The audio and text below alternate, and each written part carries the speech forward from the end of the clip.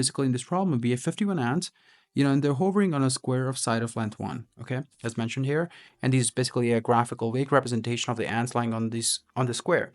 So we have a glass lid, a circular glass lid, and its radius is, 1/7 units.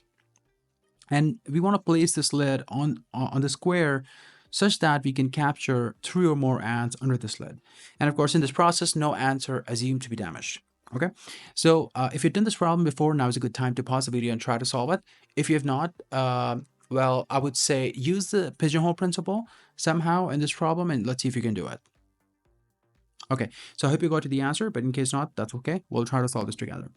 Okay, so like I mentioned, we're going to be using pigeonhole principle in this problem.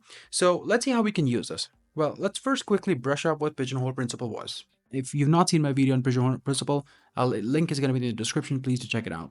It will help to solve this problem much easierly, in a much easier fashion. Okay, so the pigeonhole principle said if you basically have, let's say, T holes, these are T holes, and they're TK plus 1 pigeons, then the principle says that at least K plus 1 pigeons share one hole. Okay, so quick way to understand this is, in one of the extreme cases, let's consider 2 extreme cases. One is all the pigeons, basically TK plus 1 pigeons, go in one of these holes, right? So you already have a hole where K plus 1 more than K plus 1 pigeons greater than or equal to K plus 1 pigeons basically are present in one hole.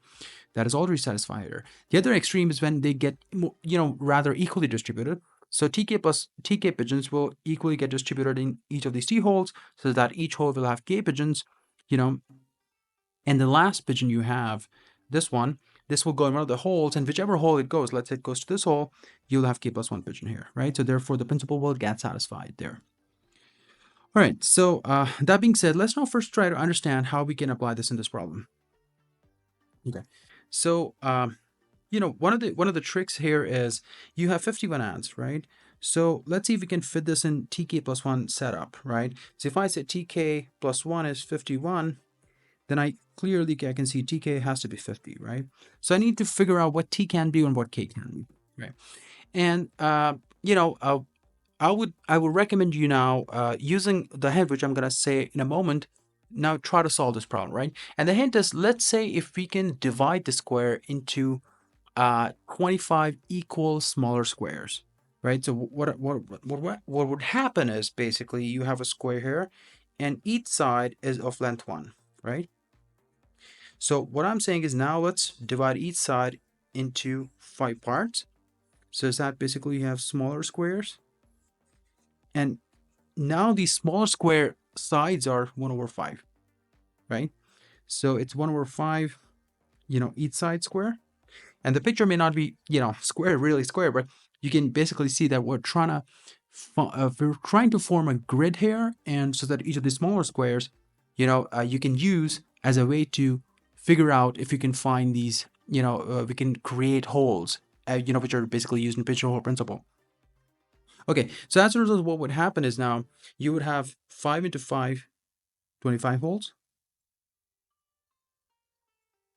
Okay, so if there are going to be 25 holes, then we already have the answer to T. So T is 25, and then K has got to be 2. Okay, so so now let's try to basically, now I would encourage you to pause the video and see if you can solve this problem, using the setup that we have created. Okay, so I hope you got to the answer. In case not, that's perfectly okay. We'll now try to solve this. So, we said basically you need 25, you basically formed a grid. Now there are 25 small squares, as you divide basically each side into, as you split each side into 5 parts. Now let's apply pigeonhole principle to this. Well, we know there are TK plus 1 ants, right? And there's 51. We also know T is 25, given there are 25 smaller squares that we have created, so 25 holes, right? And naturally we get the answer to K. This is K. K is equal to 2. So using the pigeonhole principle, we know at least K plus 1 ants share one of the holes, right? One of the holes. So this basically means at least 3 ants are gonna lie on one of the holes, right? So what we have to basically do is we just have to figure out which hole or which square it is on which you have 3 ants, and let's now try to figure out if this lid can cover this, square. Okay, so let's say we identify this, and let's say, the square is this one, right? Let's not also just confirm the little bit of geometry we're going to be using, and this is basically just to make sure that the lid actually covers the entire square. Okay, so if I look at this, let's say we found the square where, at least 3 ants were there, and this square had, a side of 1/5 on each side. Okay, so if you do the diagonal is going to be 1/5 times 2, right? Our lid, has a radius of 1/7 and a diameter of 2/7. Okay, and 2/7 is going to be something like 0.2857, right? Roughly this much.